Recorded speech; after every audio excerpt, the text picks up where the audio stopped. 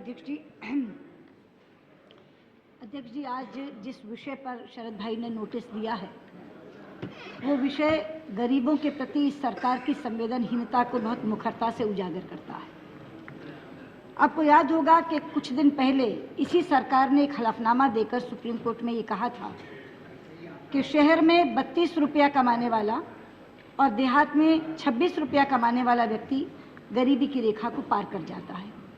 उसका अर्थ था कि यदि शहर में रहने वाले एक नवयुवा को 5,000 रुपये की नौकरी मिल जाए और उसके कंधों पर 2 बूढ़े माँ बाप, एक पत्नी, एक बच्चे और एक अपनी, कुल मिलाकर 5 लोगों के भरण पोषण की जिम्मेदारी हो, तो व्यक्ति सरकार की आंख में अमीर हो जाता था।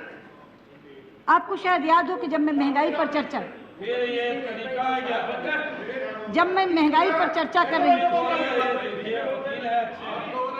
अध्यक्ष जी, जब मैं महंगाई पर चर्चा कर रही थी इस सदन में, तो मैंने इस आंकड़े को और ज़्यादा ब्रेकअप करके रखा था आपके सामने और ये कहा था कि इससे 100 ग्राम चावल, 20 ग्राम दाल, 1 चुटकी नमक और 10 दाने चीनी किसी भी व्यक्ति को मुहैया होती है।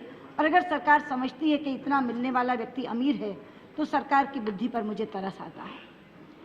हम लोग सोचते थे कि मेरी उस बात को सरकार गंभीरता से लेगी और उसे संदर्भ को बनाते हुए उस आंकड़े को सुधारेगी, लेकिन हुआ है जले पर नमक छिड़कने का काम। हिंदी की एक कहावत है, चौबे जी छब्बे बनने गए थे, दुब्बे बन के रह गए।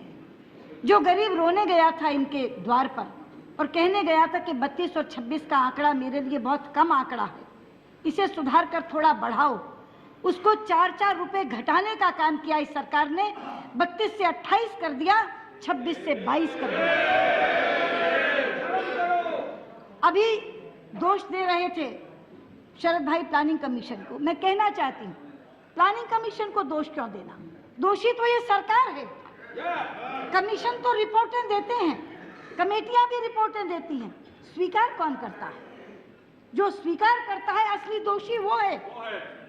और इसीलिए मैंने तब भी ये बात कही थी, प्लानिंग कमीशन तो अपना काम करेगा। प्लानिंग कमीशन हमारे समय में भी था, लेकिन उसके चेयरमैन प्राइम मिनिस्टर होते हैं। जिसका आप नाम ले रहे हैं वो तो डिप्टी चेयरमैन है, अध्यक्ष तो प्राइम मिनिस्टर हैं। तो आप प्लानिंग कमीशन की तरफ चीजें मोड़ करके सच्चाई से मुंह मोड़ रहे हैं, असली दोषी को बरी कर रहे हैं। असली दोषी ये सरकार है अध्यक्ष जी, जिसने इस आंकड़े को स्वीकार किया है कि शहर में रहने वाला 28 रुपए कमाने वाला और देहात में रह करके 22 रुपए कमाने वाला व्यक्ति इस सरकार की निगाह में अमीर है। और उसके कारण ये आंकड़े देते हैं और अपनी पीठ थपथपाते हैं कि गरीबी कम हो गई। जब आपने आंकड़ा कम कर दिया तो गरीबी कम होनी ही है। लेकिन मैं कहना चाहती हूँ, एक तरफ ये सरकार महंगाई बढ़ाती जा रही है, दूसरी तरफ गरीबी के मानक घटाती जा रही है। इस द्वंद्व के बीच गरीबी खत्म नहीं हो रही, गरीब खत्म हो रहे हैं। और अगर इस तरह से गरीब को खत्म करके आप आंकड़ा देना चाहते हैं तो आप किसी की आंख में धूल झोंक सकते हैं, लेकिन जब चुनाव का सामना करना पड़ता है तो गरीब सामने आकर के खड़ा होता है और पूछता है कि बताओ मेरे लिए क्या किया। इसलिए मैं कहना चाहती हूँ, यूपी की चेयरपर्सन बैठी हैं, प्रधानमंत्री तो नहीं बैठे, लेकिन उनका अपना एक रुतबा है, उनका एक अपना दबदबा है कि अगर वो सरकार को ये कहें कि इस आंकड़े को आप रिजेक्ट कर दो तो प्लानिंग कमीशन भी कुछ नहीं कर सकेगा, वो आंकड़ा रिजेक्ट होगा। इस देश में सही आंकड़ा आना चाहिए, जिस आंकड़े के आधार पर गरीबी को नापा जाए, उसी के आधार पर गरीब को मापा जाए और फिर उस गरीब के लिए स्वास्थ्य की, पढ़ाई की, खाने की, रहने की, पहनने की व्यवस्था की जाए। इस 28 और 26 रुपए में, 22 रुपए में खाना, पहनना, रहना, दवाई, पढ़ाई सब शामिल है।